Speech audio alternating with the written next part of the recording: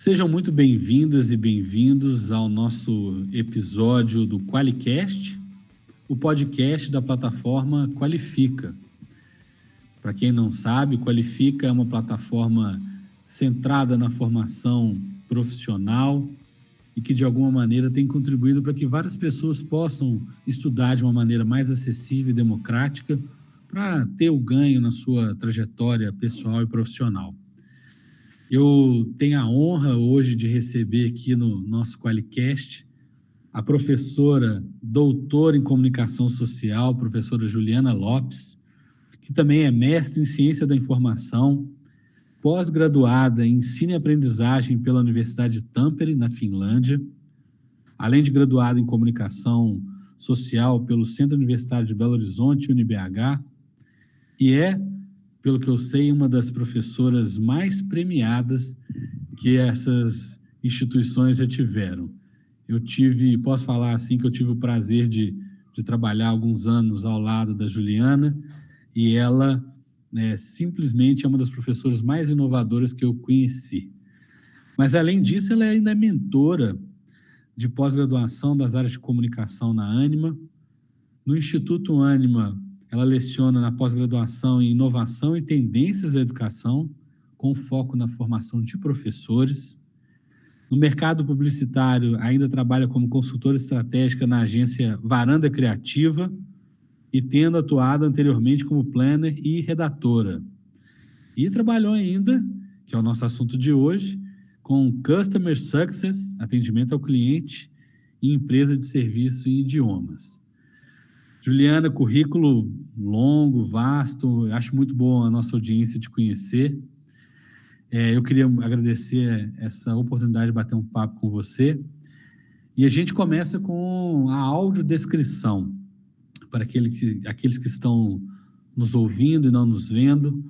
A gente faz essa audiodescrição e depois eu queria abrir a palavra para você. Então, vou começar comigo, que sou o host.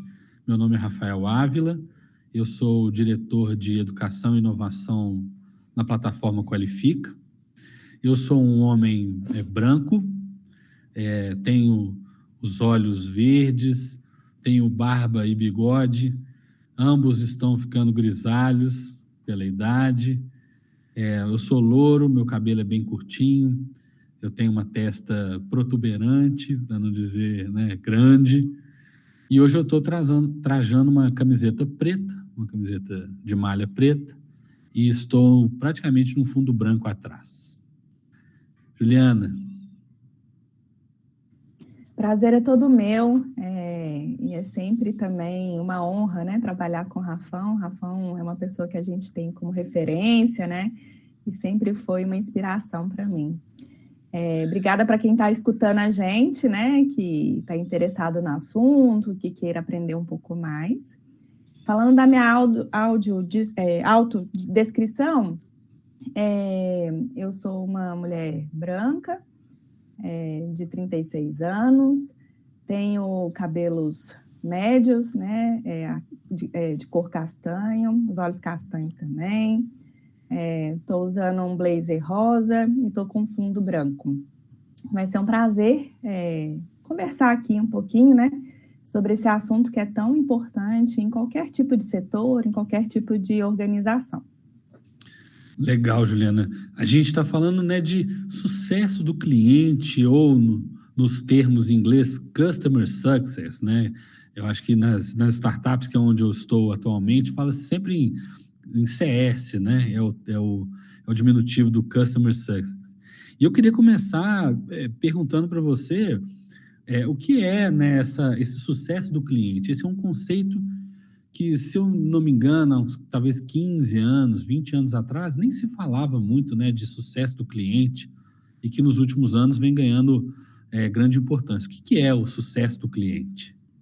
Sucesso do cliente é o Customer Success, É quando o cliente ele alcança o resultado desejado a partir das interações que são colocadas em pauta, em relação a uma jornada da empresa oferecendo um serviço ou um produto.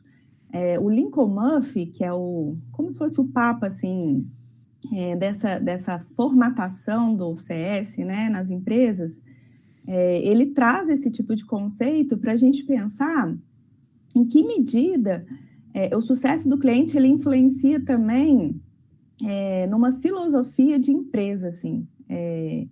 Porque por mais que a gente saiba o que a gente oferta como produto ou serviço, a gente precisa entender se aquele cliente, ele entende que aquele produto ou serviço, ele é necessário, ele é importante, ele é útil, e ele, de fato, supera ou chega, né, ao que é desejado, ou seja, esse sucesso desejado tem muito a ver com aquilo que o cliente espera, com aquilo que o cliente gostaria de obter ao final de uma compra, de um serviço.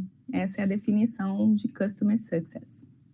Legal, então você está explicando para a nossa audiência e para mim, obviamente, que eu não fazia, eu não tinha essa profundidade que você trata, é que muitas vezes a organização, a empresa, ela está centrada no seu produto, ou no seu serviço, né? E os olhos de todos os colaboradores se direcionam naquilo que eu estou entregando, né? Seja produto, serviço ou qualquer outra coisa. E quando você fala do sucesso do cliente, então você modifica esse olhar. Você passa a organizar de uma outra forma esse olhar da empresa, dos colaboradores e tudo mais. É isso mesmo, Juliana?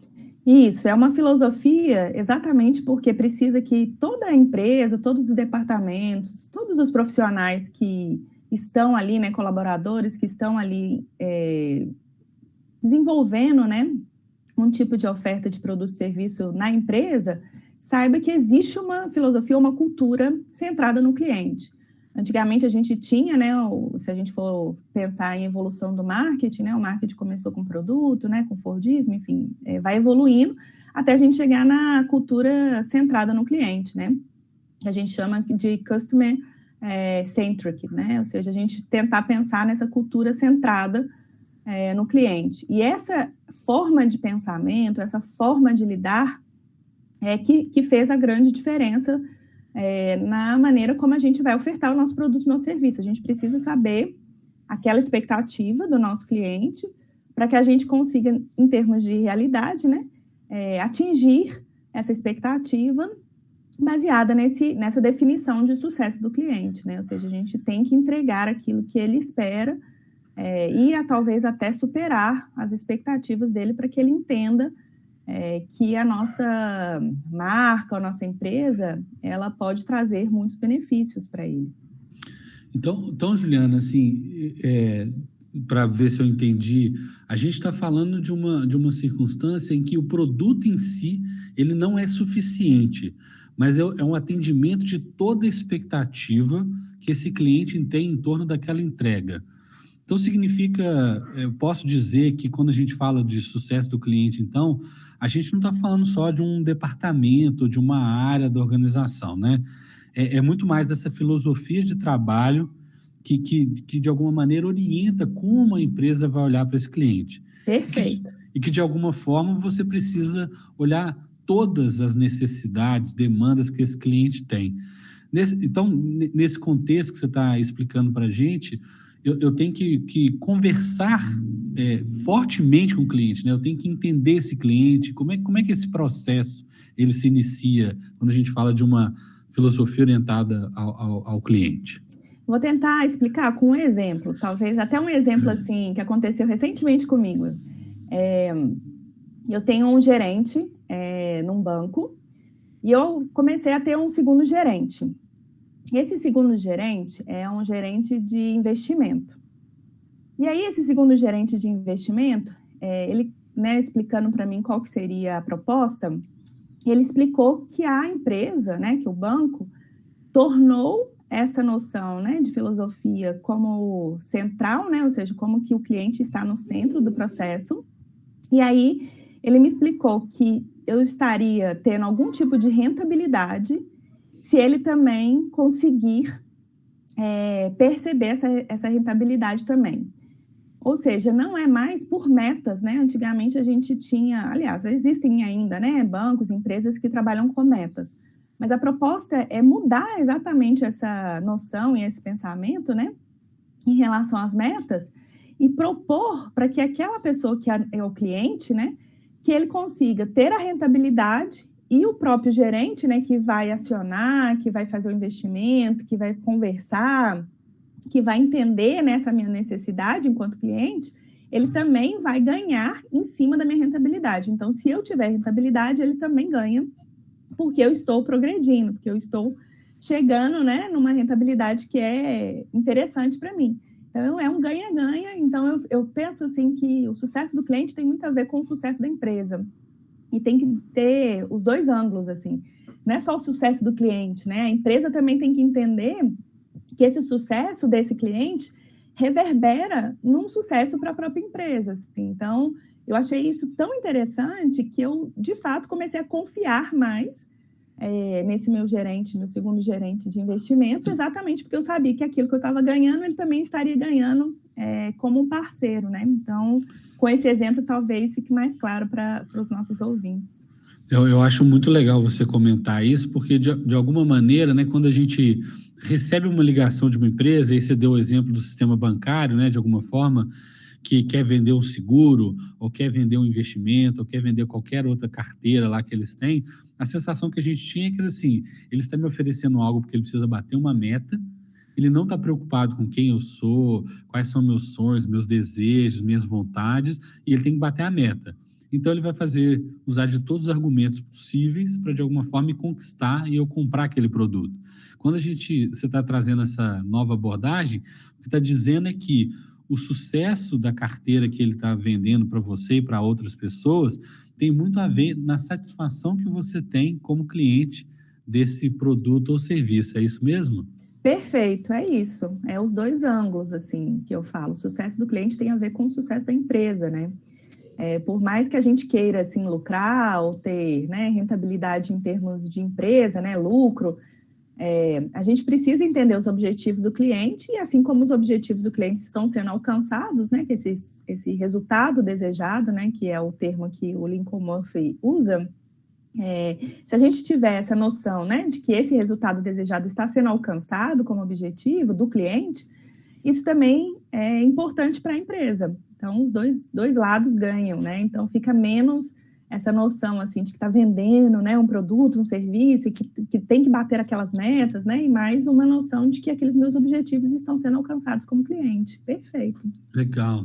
E você fez um comentário e acho que da sua trajetória você pode explicar um pouco para a nossa audiência, que isso é uma abordagem que originalmente é do marketing, né? E como é que, assim, eu me lembro, né, eu não posso nem falar quanto que eu estudei, né, mas foi lá nos finais dos anos 90, a gente tinha muito aquela ideia do marketing, dos P's, né, e o marketing centrado em alguns aspectos, e isso vem mudando ao longo dos anos. Eu queria que você comentasse um pouquinho, porque, como eu disse, para mim, essa área nova, essa nova filosofia, não área, né, vou corrigir, essa nova filosofia, ela é bem contemporânea. Você pode contar um pouquinho dessa trajetória, como é que foi evoluindo de um marketing centrado lá nos P's e depois evoluindo até chegar nessa nova abordagem? Aí a gente tem o papa, né, do marketing, que é o Kotler. O Kotler, ele escreveu até assim o livro Marketing 4.0, o livro Marketing 5.0, 3.0 também, enfim, ele traz esses pontos, né, 1.0, 2.0, 3.0, 4.0, 5.0, exatamente para explicar a evolução. Mas, basicamente, para a gente entender, assim, que o 1.0 é no Fordismo, né, nessa produção em escala, né, a gente nem tinha muitas escolhas, assim, era um carro preto. Do 2.0, a gente já começa a perceber que existe aí opções, assim, então a gente poderia acrescentar um carro cinza, um carro branco, um carro colorido, né, então a gente começa a ter mais opções do produto. No marketing 3.0, a gente já começa a observar que existem outras formas de vender, né? A gente pode vender a partir de critérios além da cor, né? Ou seja, a gente tem outras características, outros aspectos que têm que ser colocados à venda.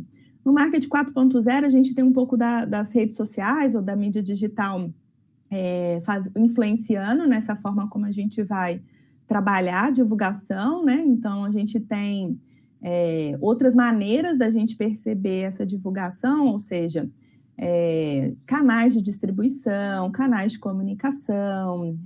Então, a gente começa a perceber que o consumidor vai um pouco atrás daquilo que ele espera, né? Então, ele vai tentando achar, inclusive, carros, né? Tentando pensar o carro como um exemplo, carros que sejam mais personalizados ou que sejam mais a cara daquela pessoa que está à procura daquele produto.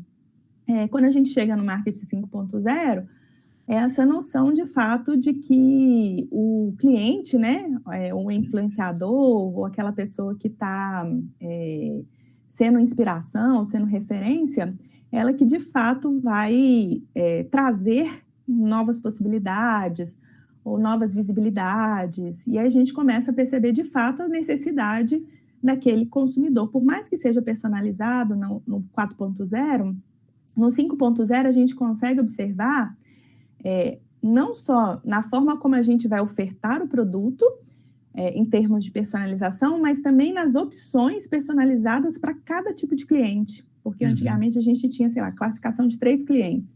E a gente acabava segmentando os nossos produtos para categorias de 3 clientes, né? Hoje não, a gente consegue segmentar um pouco mais personalizado para cada tipo de objetivo ou necessidade daquele cliente. Então, é cada vez mais uma cultura centrada no cliente. Entendi. Então, para ver se está claro para mim e para a nossa audiência, a gente está falando talvez de um marketing que se inicia sendo a empresa o maior controlador do ativo, ela que diz assim, olha, você vai comprar e é dessa cor que eu ofereço. Até a gente chegar nesse ápice em que talvez seja até uma via de mão dupla, né? Ao mesmo tempo que eu tenho uma plataforma, se eu ofereço carro, obviamente é carro, mas que ali eu começo a interagir com a audiência ou com o consumidor, com o cliente, de tal forma que ele traz informações para mim e eu trago para ele e a gente vai chegando ali, né, num lugar em que as necessidades de ambos estão sendo atendidas, ou seja, eu vender meu carro, mas você ter o carro para a necessidade que você tem, é só para viajar, ou é um carro para a cidade, ou é um carro para família pequena, família grande, ou seja, a gente vai chegando nesse ápice de uma interação em via de mão dupla entre a empresa e o cliente, é isso? Perfeito, inclusive para alugar, né? Eu não necessariamente preciso comprar, eu posso só alugar para uma determinada situação e eu alugo um segundo ou um terceiro carro para outras situações. Então, eu vou me identificando aqui de acordo com a minha necessidade. Legal. A gente tem o seu curso, né, o Sucesso do Cliente, do básico ao avançado na nossa plataforma. Eu queria que você comentasse, tem uma coisa muito interessante que você fala, né, que uma pergunta que gostaria de fazer, é quando você vai estruturar uma operação de Customer Success, né, no mercado corporativo. Qual é a primeira coisa que é preciso fazer? É definir o que é sucesso para o cliente. E aí, sucesso para o cliente tem que ser sucesso para a empresa também, tem que ter esses 2 ângulos, assim. Esse exemplo do banco, eu acho que ele é bem, assim, bem claro para a gente, né? Para a gente entender como é que funciona, assim, é menos meta e mais uma filosofia. Então, o que é o sucesso do cliente? O sucesso do cliente é a rentabilidade nesse caso. E eu tendo rentabilidade, o meu gerente também vai ter um tipo de ganho, né, financeiro. Ele tem lá a CLT dele, né, como ele vai ganhar todo mês, mas ele também tem a forma como ele vai ganhar a partir da minha carteira rendendo, né? Então, primeira coisa é definir o que é sucesso. Sabendo o que é sucesso do cliente em determinada empresa, no mundo corporativo, aí você vai percebendo quais são as melhores estratégias, né? Então, para cada empresa, o sucesso do cliente vai ser de uma forma diferente, né? Então, a gente primeiro tem que definir o que é sucesso do cliente para aquela empresa. E a gente, para definir isso, a gente pergunta para o cliente, é uma pergunta que eu imagino, porque quando a gente está numa organização, e aí eu vou dar um caso, você sabe que durante muitos anos eu trabalhei com inovação centrada na educação, né? E eu me lembro que nos momentos iniciais lá que eu estava trabalhando com inovação, algumas ideias pipocavam ali comigo, com alguns colegas, e a gente falava, nossa, isso é uma coisa muito legal, que o aluno, né, que vai ser legal para o aluno. E a gente, de fato, fez uma série de experimentos e muitas vezes o aluno virava para a gente e falava, nossa, muito legal isso, mas eu não quero isso. Então, quando você fala de né, definir o que é o sucesso do cliente, a gente, como empresa, vai lá no cliente e pergunta para ele o que ele quer, o que ele deseja, quais são as necessidades, ou são inferências que a gente faz? Primeiro, a gente tem que entender qual que é o nosso público, né? Então, assim, entendendo qual que é o nosso público e fazendo uma pesquisa de fato. Aí eu ensino 2 ferramentas no curso, né? Que é o mapa de empatia e o mapa de persona.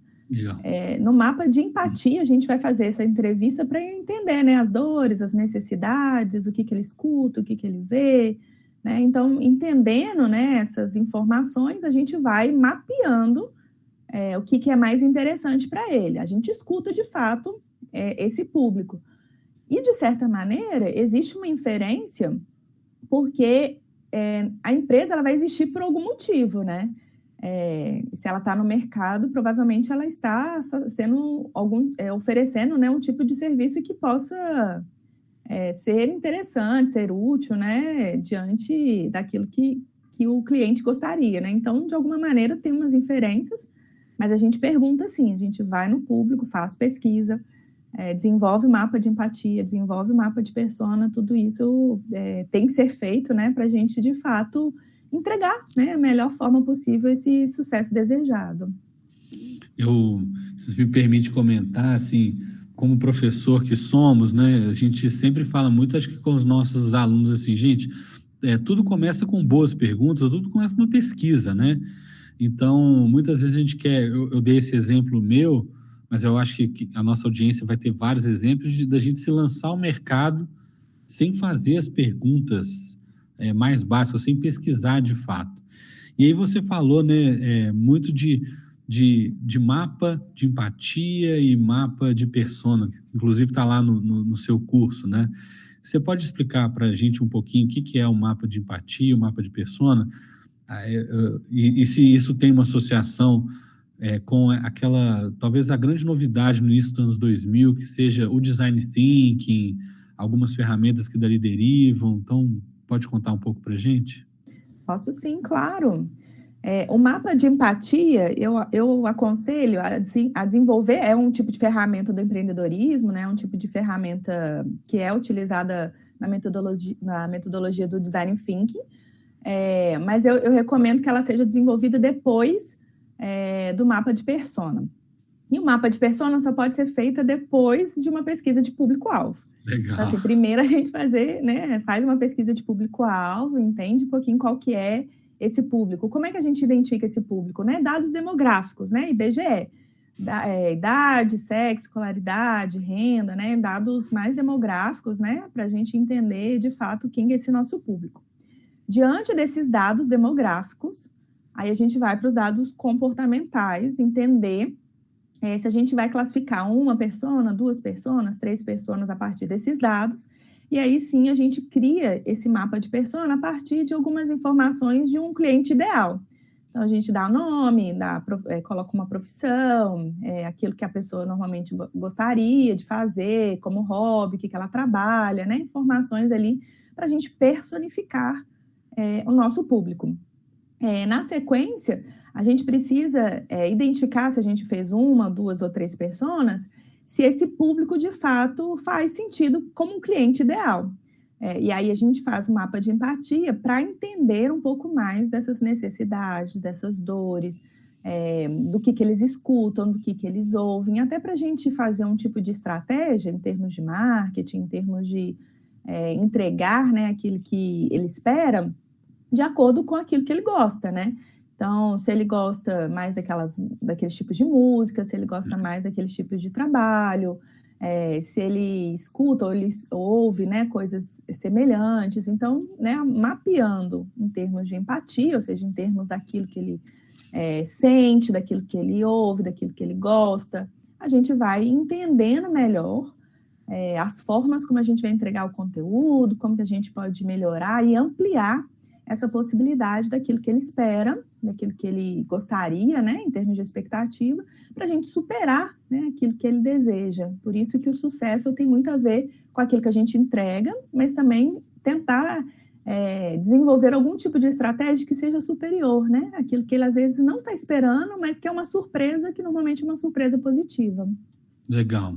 Então, para ver se eu fui um bom aluno nessa fase, em primeiro lugar, a gente vai definir o público-alvo.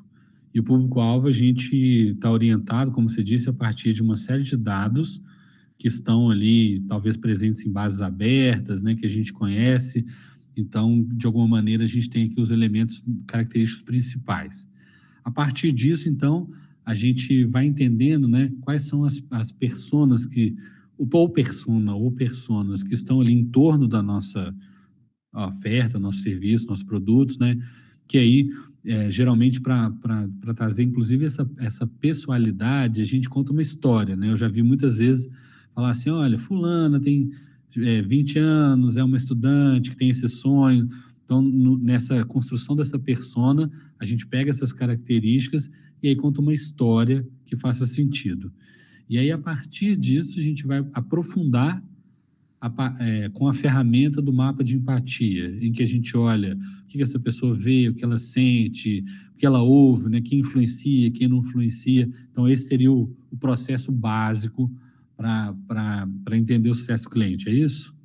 Perfeito, e eu acho que vale incluir aqui que mapa da persona normalmente são dados fictícios, né? A gente idealiza e constrói essa narrativa, né? Ou seja, desenvolve ali características que são importantes relacionadas ao nosso público.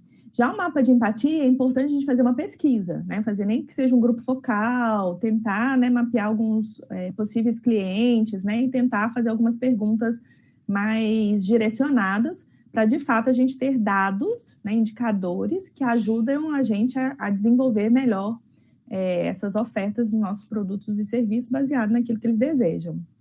Legal. Tem uma outra coisa que você destaca lá no seu curso, que é interessante, que também, para mim, que não sou da área, é uma novidade, e como professor eu gostaria de ouvir, que é a diferença entre alguns conceitos, né? Porque, como eu falei, sucesso do cliente é o Customer Success, e lá no seu curso você mostra a diferença entre upsell, cross-sell, upgrade. Então, são termos em inglês, né, que as pessoas que estão na área costumam saber, mas a gente que está de fora talvez não entenda tanto. Então, você pode explicar um pouquinho para a gente o que é essa ideia, né, de upsell, cross-sell, upgrade, dentro do sucesso do cliente? Vamos lá. O upsell, ele é simples da gente entender porque ele é up, né? É como se a gente estivesse saindo de um para outro, né? Quase um degrau. Vamos tentar pensar em diversas coisas que a gente compra e que de alguma maneira estão ofertando para a gente esse degrau a mais, né? Esse up a mais.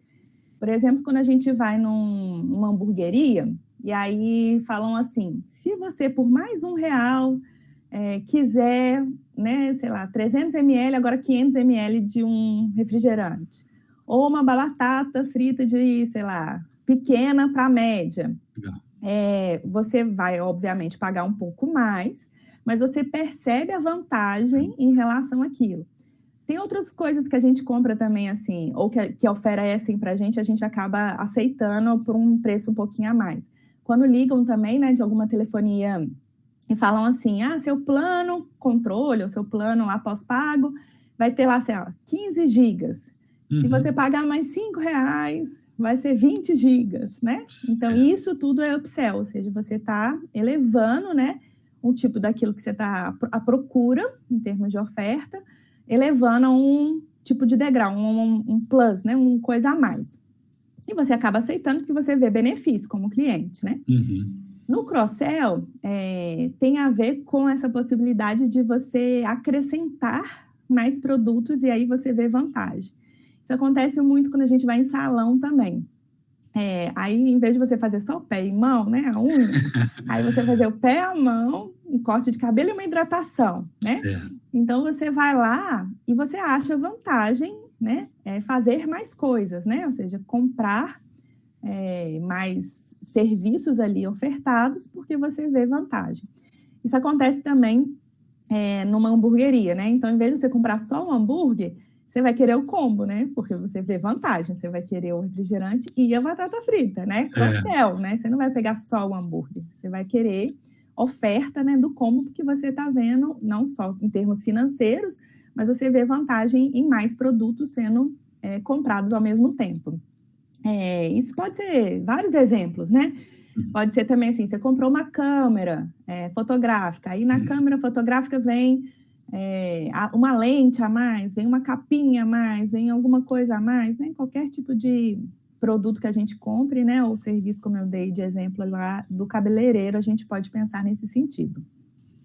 Já o upgrade, que tem, né, essas diferenças, o upgrade é como se a gente estivesse sendo categorizado numa classificação em que isso é vantajoso para quem é cliente. Eu lembro quando uma pessoa, assim, gerente, falando de banco, né, mas é porque eu estou lembrando desses exemplos, assim, bem específicos que aconteceram comigo. Tinha uma gerente que ela foi até a instituição de ensino onde eu leciono, me procurou e tal, ela falou assim, você é Uniclass, e eu posso falar os nomes? Pode. Você é Uniclass e tal, estava querendo te propor para você ser personalité e tal, mas você precisa ter tantas características. Eu falei, não, mas eu não tenho essas características, né? Tentei entender um pouquinho o que seria isso. Ela estava querendo me tirar de uma classificação, né, de um banco, para uma outra classificação, me elevando, né? Ou seja, eu sendo, sei lá, de alguma forma, numa escala, né? E eu sendo premium, né? Me elevando ali numa outra classificação. Isso acontece muito também com ofertas de assinaturas, né? Quando você começa lá no básico, aí você pode ir para o médio, ou ir para o premium, né? Ou ser classificada mesmo em algum tipo de serviço. Estou lembrando também do Uber, né? Quando a gente vai usando muito, tá? A gente vai sendo classificado também por causa das avaliações, né? E a gente pode ir sendo um tipo de cliente também mais elevado, né? Então, a gente vai criando essa categoria de ser upgrade, ou seja, de ir elevando ali nas categorias e tendo algum tipo de benefícios, exatamente porque você está sendo elevado para uma categoria superior. É igual, por exemplo, a gente está falando, às vezes, deixa eu ver se eu compreendi, né? Você vai comprar uma passagem aérea, e aí você tem lá, né, a classe econômica, a executiva e a primeira classe. Então, você está lá na econômica e aí alguém fala para você, olha, o assento normal custa X, mas se você quiser, você pode comprar um assento conforto, que ele tem um pouquinho mais de espaço para a perna, ele é um pouco mais largo, ele não tem gente do lado, aí isso seria um upsell.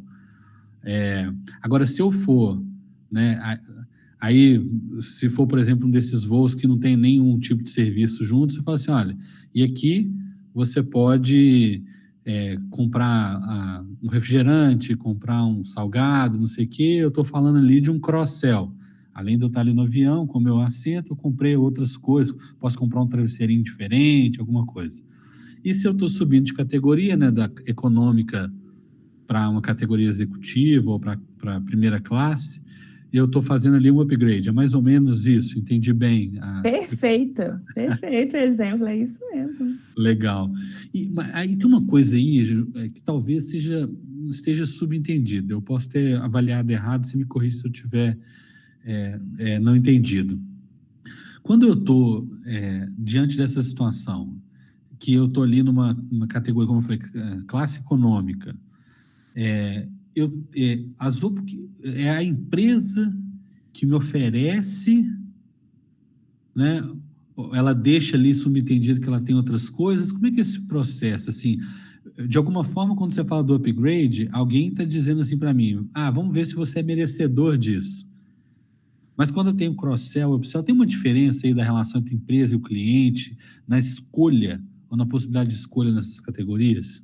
Normalmente é a empresa que vai oferecer, né? Ela vai percebendo essa jornada do cliente, né? O que ele vai desenvolvendo, né? Durante os contatos que ele tem, as interações que ele tem com a empresa, e aí a gente vai percebendo, nossa, ele está vindo muito aqui, nossa, ele está fazendo isso. Então, eu vou percebendo as ações desse cliente e eu demonstro ali alguma vantagem para aquele cliente, e aí sim eu oferto essas vantagens para ele.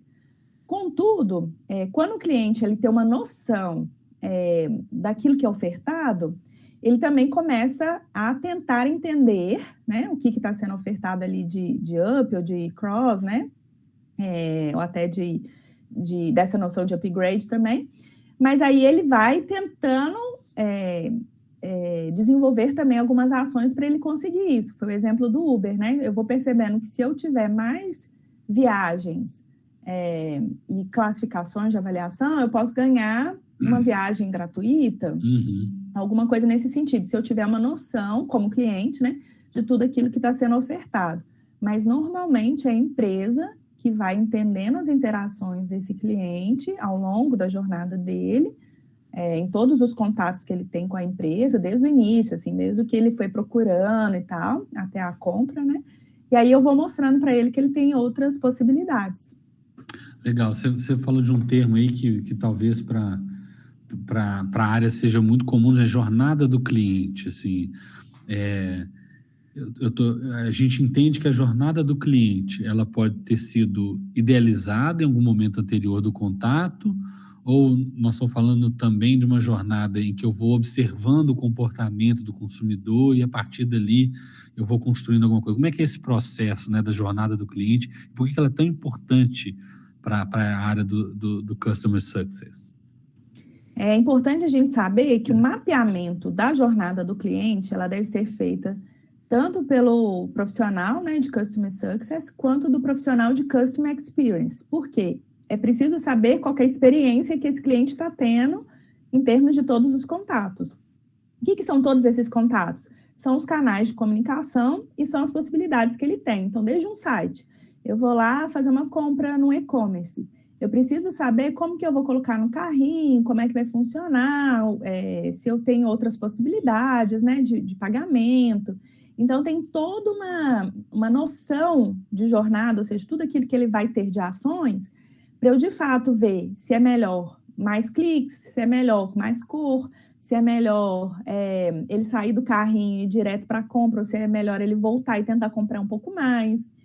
Então, eu preciso mapear essa experiência inteira desse cliente, e o Customer Success precisa saber disso, para a gente, de fato, identificar quais são esses contatos, quais são essas interações e quais são os canais de comunicação que ele tem. Então, pode ser lá o e-commerce, mas ele tem lá o WhatsApp também, de tirar dúvida, né? O chat, ou um campo de comentário, né? Ou outros canais, telefone. Então, eu preciso ter todos os canais de comunicação mapeados nessa jornada, assim como eu saber também quais são as interações, a gente chama esses contatos e interações de touch points, né? Ou seja, a gente saber quais são esses contatos que esse cliente está tendo durante essa jornada. Então, tanto o Customer Success quanto o Customer Experience, os dois profissionais, né, têm que saber como que funciona essa experiência toda desse cliente, do início até o final, né, até a pós-compra.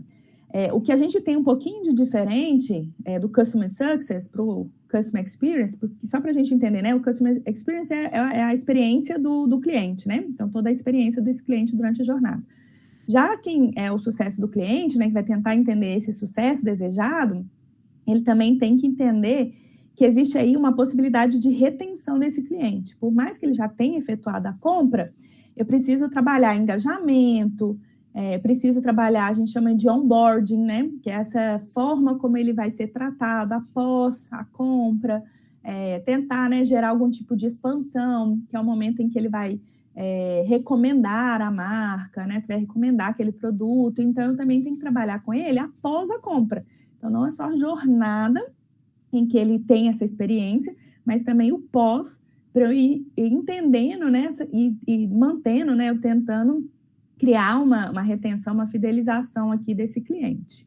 Legal. Então, tentando ver se eu compreendi, né, essa discussão, a gente está falando de uma jornada do cliente e que ela tem ali etapas ideais, ou os touch points, que são os pontos de contato, né, que esse cliente vai tendo com a gente. E obviamente, por detrás disso tudo, você tem um outro profissional que vai olhando, né, se aqueles pontos de contato, a experiência que ele está tendo é a mais fluida possível, com menos atrito, né? Isso que você falou do UX, né? User Experience, é que ele vai olhando assim, é um contato fluido, a coisa está acontecendo, não tem atrito, então ele vai fazer a melhor jornada possível, talvez não só no papel, como na realidade, que vai subsidiar ali o CS, né, que está entendendo ali todos os pontos de contato. É isso que tá. Então, beleza, então eu entendi. Uma coisa que você colocou também, assim, essa coisa da retenção, né?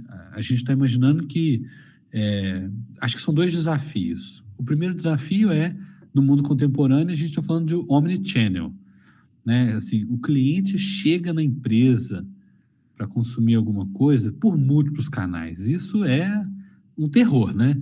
Para quem está ali cuidando do cliente, ele pode chegar para uma rede social, para uma mídia profissional, uma rede social profissional, ele pode chegar na loja, ele pode chegar pelo site, né? Então, queria que você comentasse um pouco desse mundo, né, de múltiplos canais e de canais que de alguma forma se conversam.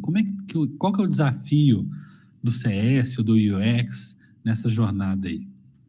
É preciso a gente criar algum tipo de mecanismo que a gente consiga entender como que esse cliente chegou e quais são os percursos que ele desenvolveu ao longo desses canais, para a gente, de fato, fazer um omnichannel. Vou dar um exemplo quando eu trabalhava numa empresa de serviços em idiomas, e aí eu criei um logbook. O que é esse logbook? Nada mais é do que uma planilha, em que a gente tinha classificação de todos os clientes, a gente já sabia tudo que estava tendo lá, né, de contato com esses clientes, e a gente ia alimentando essa planilha a partir do momento que a gente tinha ou uma conversa com esse cliente, independentemente do canal, fosse por telefone, pelo WhatsApp, pelas redes sociais, e a gente ia identificando o que aconteceu com esse cliente. Então, a gente tinha uma noção desde os problemas, desde daquilo que ele precisava, desde os objetivos, desde qual dia que a gente teve contato com ele, que dia que a gente precisava antecipar esse contato, né? Porque às vezes a gente, inclusive, é interessante a gente antecipar alguns contatos, assim, não esperar o cliente chegar até a gente, né? Uhum. Sabendo o que está acontecendo, quem é esse cliente, a gente pode antecipar esse contato por outros tipos de canais também, seja pelas redes sociais, seja pelo WhatsApp, seja por telefone. Então, a gente tem que ter muitos canais, né, multicanais, mas a gente precisa ser omnichannel no sentido de entender que tem que ter algum tipo de mapeamento e dados, né, que a gente está falando de dados mesmo, que mostram para a gente aquilo que está acontecendo com aquele cliente, exatamente para a gente ter uma noção de como que o cliente está sendo atendido, quais são os problemas dele, quais são as satisfações e as insatisfações, o que a gente pode reverter, como que a gente pode fazer isso, né?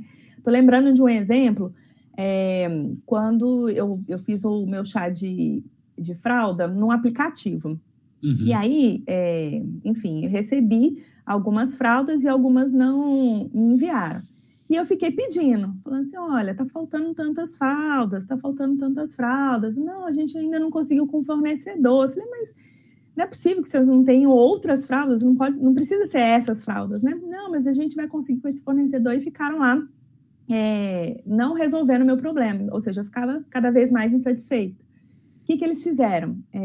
Depois de eu mandar umas 3 mensagens pelo WhatsApp, eu mandei uma outra mensagem pela rede social, aí eles me ligaram. Então, eles perceberam, né, essa minha interação, essa minha insatisfação, e depois resolveram esse meu problema, né, e me enviaram também outros produtos, né, tentando criar uma certa satisfação, porque eu estava muito satisfeita do processo, né.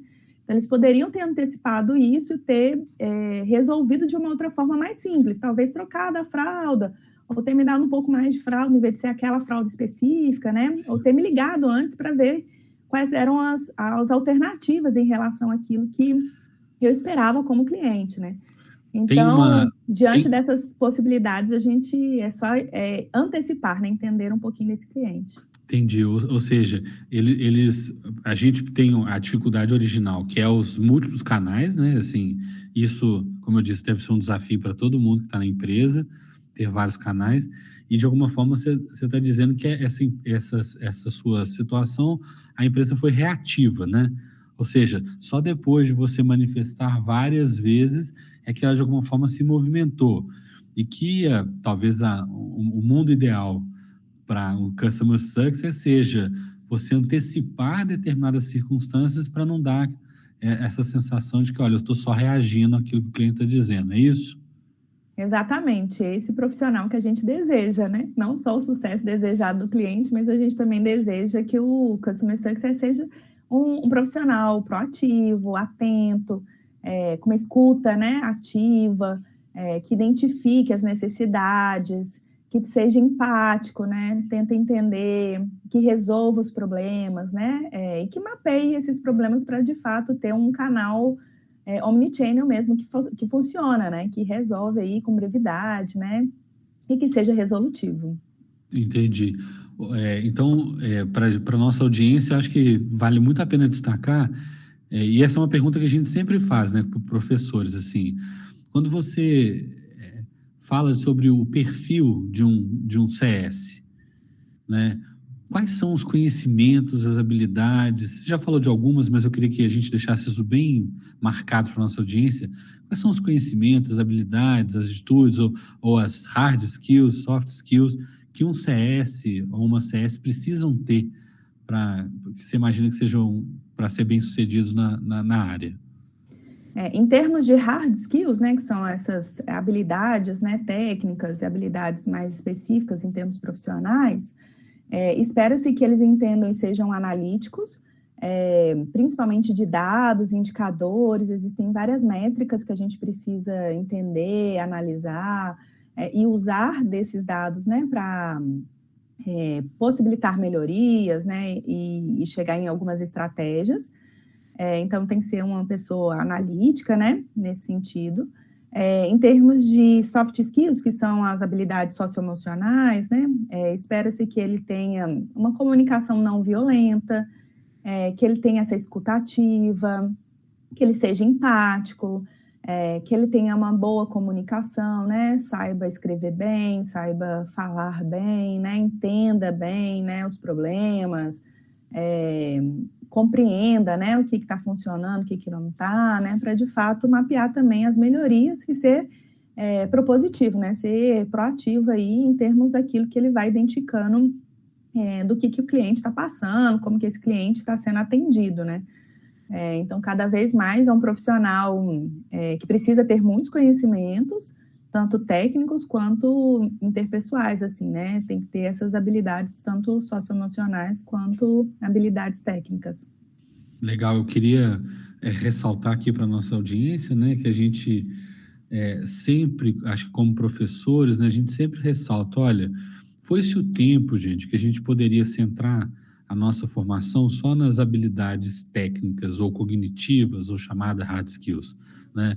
Querendo ou não, a gente está no momento agora que a gente sempre fala de que a gente precisa trabalhar também essas habilidades socioemocionais. Acho muito legal você falar isso sobre o perfil de um CS, né? Ou de uma CS.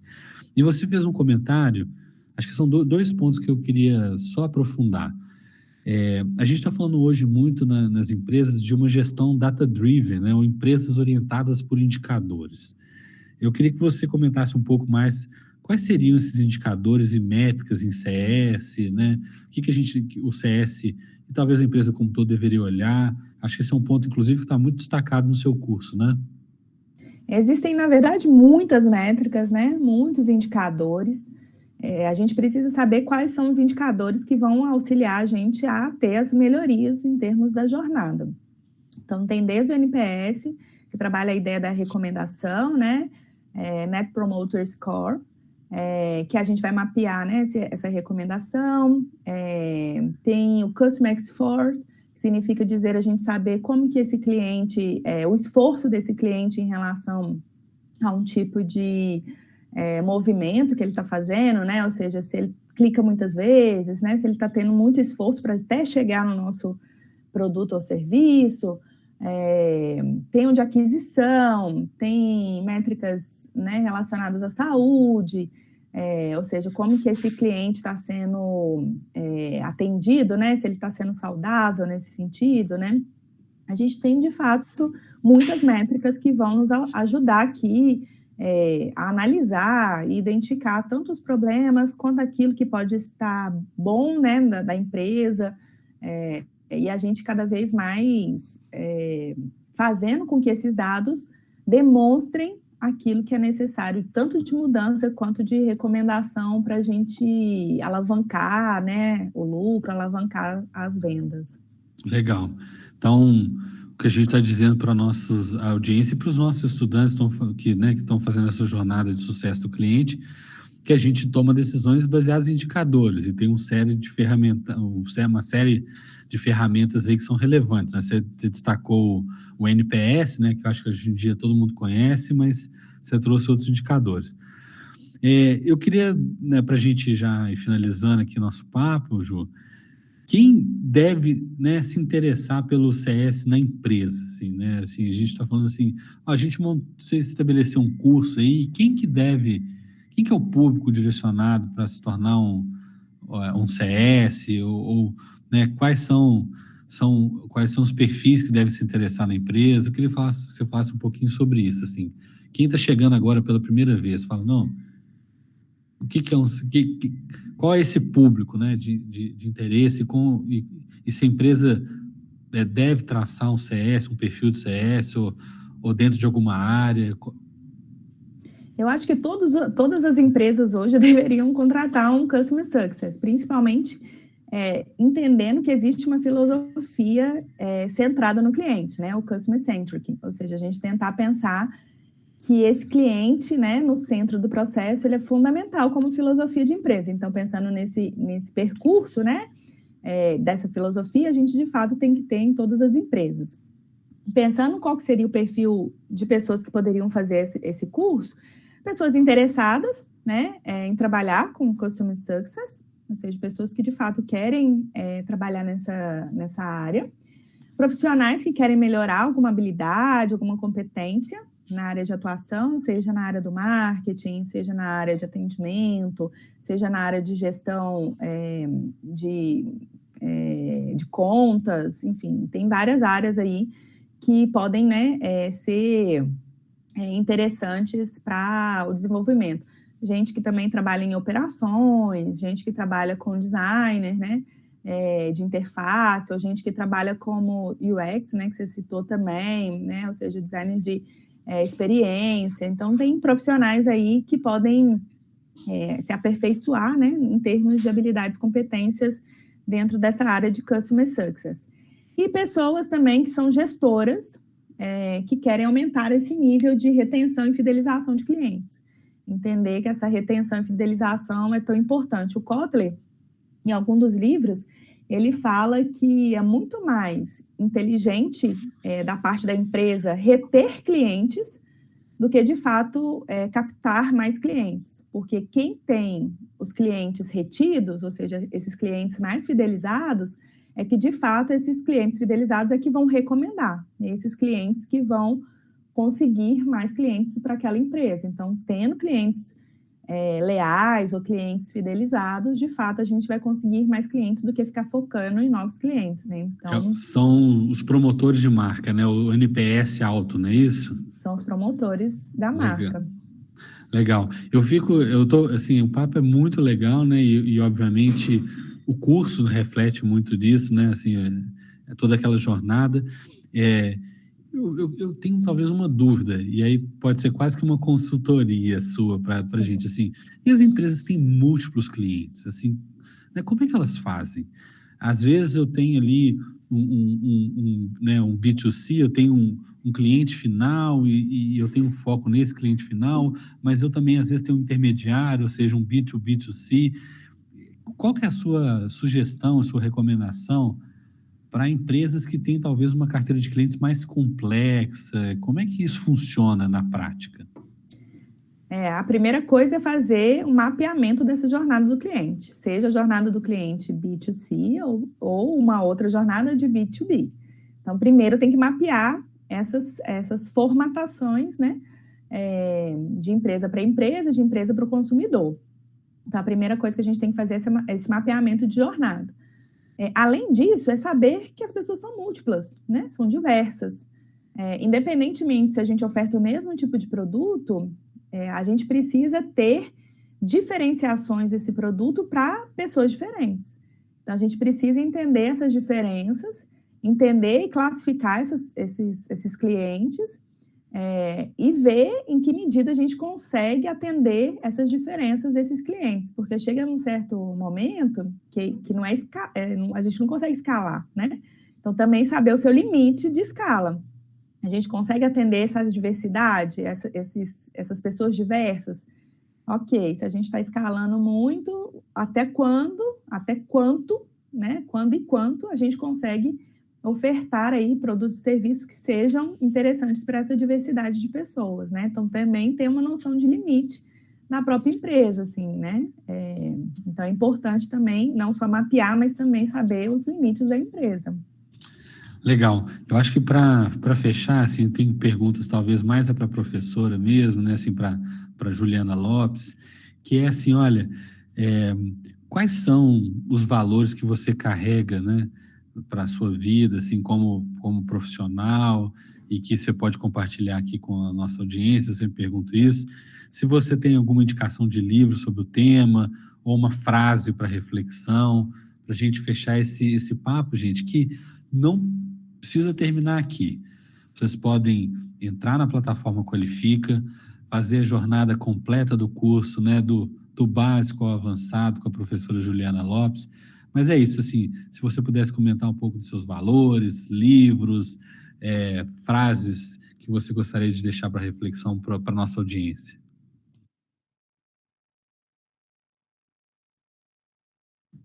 Primeiro, eu vou começar com os livros. A gente está usando, né, como referência 2 livros. Um livro que chama Customer Success, né, o sucesso das empresas focadas em clientes, né, pensada aí bem nessa visão, né, como a gente vai nortear a nossa proposta em termos empresariais. E o segundo livro, que eu também estou usando no curso, também chama Customer Success, mas é como as empresas inovadoras, elas descobrem qual que é a melhor forma de aumentar a receita e garantir o sucesso dos clientes, né? Então, está sempre focando aí nessas categorizações específicas desse percurso com os clientes. Em relação a ser, né, ou ter características que eu acho que são fundamentais como profissional, primeiro é gostar daquilo que você faz. Eu acho que se você gosta daquilo que você faz com mais prazer, com mais vontade, as coisas ficam mais leves, né? Então, tudo aquilo que a gente gosta de fazer, normalmente, faz mais sentido para a nossa vida, inclusive. Além de gostar de fazer, eu acho que é ter essa comunicação não violenta, né? Saber ter um pouco mais da forma como a gente fala e menos o que a gente fala. Então, o como a gente fala influencia muito, até na maneira como quando a gente é escutado. Então, acho que a forma como a gente fala influencia muito nos diálogos, influencia muito na forma como a gente quer ser interpretado, por mais que as pessoas, às vezes, não entendam o que a gente falou, mas a forma como a gente falou faz mais sentido para aquela pessoa que escuta. E para a gente também, né? Como a gente trata as pessoas, né? Isso tudo também facilita muito em termos de sociedade, em termos de estar bem, né? E se sentir bem nesse contexto. Outra característica que eu acho que é interessante é saber trabalhar em equipe. Eu acho que raríssimas vezes a gente faz as coisas de forma individual. Então, saber trabalhar em equipe significa dizer trabalhar com o outro, saber outro ângulo, escutar o que o outro tem para acrescentar, ser, né, de alguma maneira, uma pessoa que contribui, né, que queira ali escutar o outro, mas também tem um olhar também de contribuição. O que mais que você perguntou? Talvez uma frase para deixar para reflexão, para a gente ir encerrando o nosso episódio de hoje. Uma frase? É minha ou citação? Se você quiser. Uma frase que possa ser interessante. Na verdade, você já falou várias coisas, né, sobre essa coisa da comunicação não violenta, já falou, né, também dessa dimensão de trabalho em equipe, lembrando, inclusive, de trabalho em times diversos, né? A diversidade é algo extremamente relevante, a gente já comentou isso em outros episódios, ela é o que traz o choque de ideias, ela que traz opiniões diferentes, ela que ajuda a inovar, né? Mas era realmente, se você tivesse alguma coisa para deixar para a audiência refletir. Eu acho que é isso, assim, é fazer aquilo que você gosta. E eu acho que fazer aquilo que você gosta deveria ser uma forma de lidar com a vida, assim, porque É muito difícil escolher coisas que a gente tem que fazer e que a gente não gosta, né? Assim, mas trabalhar com aquilo que a gente gosta deveria ser uma escolha, assim, né? É difícil, né? Não necessariamente a gente consegue, mas quando a gente consegue, torna-se tudo mais prazeroso, tudo melhor, faz mais sentido para a nossa vida. Então, talvez gostar daquilo que faz, né? Daquilo que trabalha. Legal. Então, quem for trabalhar, gente, com sucesso do cliente, tem que gostar do cliente, tá? Tem mesmo, tem mesmo. Não queira trabalhar com o sucesso do cliente se você não gosta de trabalhar direto com o público. Então, em nome, né, do Qualifica, da nossa plataforma e do nosso Qualicast, nosso podcast, eu queria mais uma vez agradecer esse papo muito enriquecedor, muito conceitualmente muito ancorado, muito legal, com exemplos, e convidar, né, as pessoas para que, se queiram conhecer um pouco mais do trabalho da professora Juliana Lopes, que façam lá essa trilha que está maravilhosa. Então, eu agradeço em nome de todo mundo, espero que você tenha gostado dessa participação, que a gente possa ter outras conversas, né? Eu que agradeço, é sempre um prazer, né? É um prazer estar com vocês, é um prazer ter trocas, né? Eu acho que a gente sempre também pode ter essas trocas, né? Então, quem está afim aí de fazer esse curso, meus contatos vão estar lá. Então, eu sou super acessível, acho que é isso, assim, a gente poder trocar experiências, conversar, ter esse network, né? Então, é sempre importante, né? E significativo também ter essas possibilidades. Então, nossa, eu só tenho agradecimentos e espero vê-los aí em breve no curso. Legal. Gente, estamos encerrando aqui mais um dos nossos episódios do Qualicast. Hoje o tema maravilhoso, sucesso do cliente. Então, fica aí um abraço a todas e todos e nos vemos no nosso próximo episódio. Muito obrigada. Até breve. Obrigado.